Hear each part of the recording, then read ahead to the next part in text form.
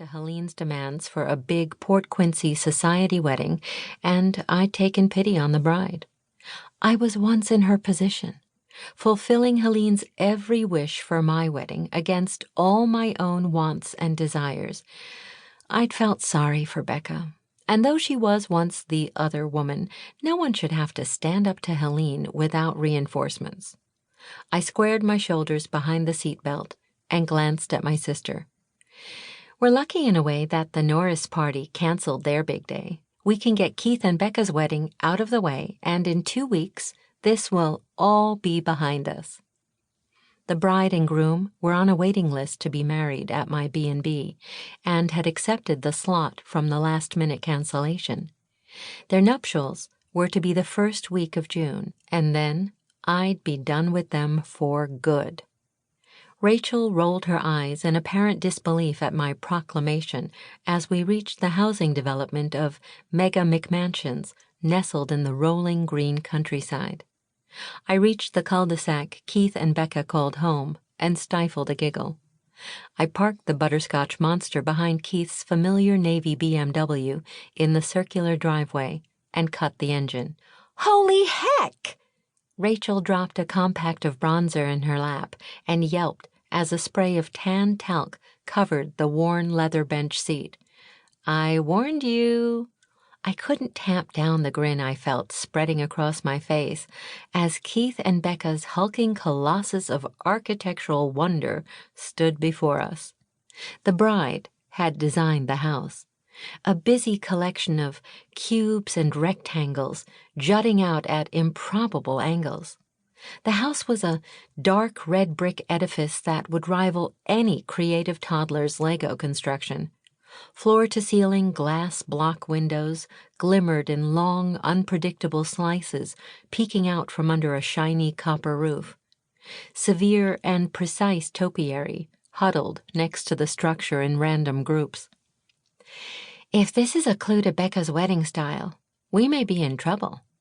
Rachel dusted off the last bit of bronzer from her berry-colored leather miniskirt and craned her head to take in every inch of the modernist structure. "It gets better. Wait till you see the inside."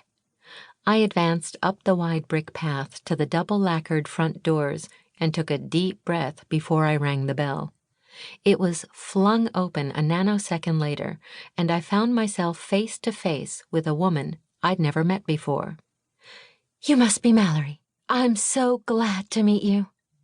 I found myself being gathered up in an impetuous hug on the threshold of the house, and I smiled as the woman next embraced my sister.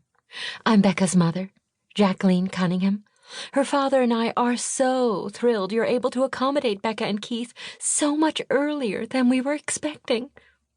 I tried to listen to Becca's mother and take in my sister's reaction to the interior of the house at the same time.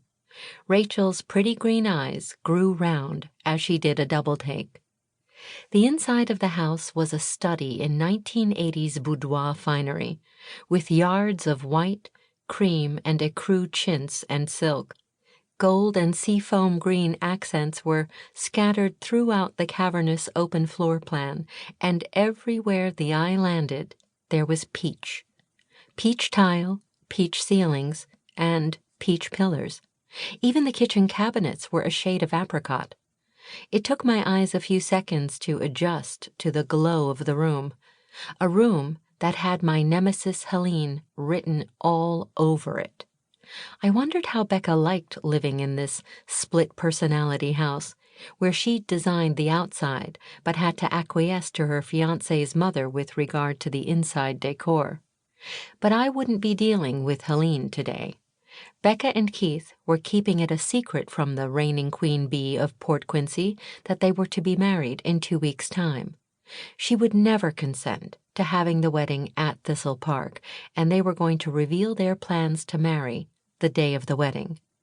I wasn't sure how I was going to keep their ceremony under wraps, but I would try. I didn't want to face the wrath of Hurricane Helene. Rachel and I followed Jacqueline through a maze of white and peach furniture to the sleek black deck at the back of the house. I shielded my eyes as we stepped outside.